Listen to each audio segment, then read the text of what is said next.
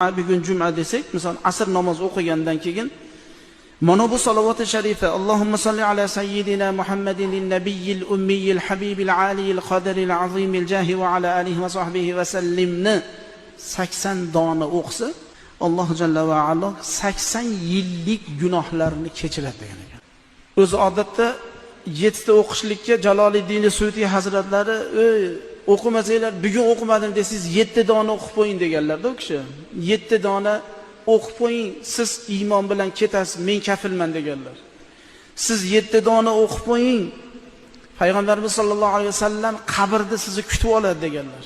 Qabrda ikkita munkar nakir kirgan holatida ham Payg'ambarimiz sollallohu alayhi vasallam yonlarida turar ekanlar. Unday zot yoningizda turgandan keyin munkar nakir farishta ham gapira olmaydi. Savol berishlikka hayo qiladi. Kimga u? Allohumma salli ala sayyidina Muhammadin nabiyil ummiy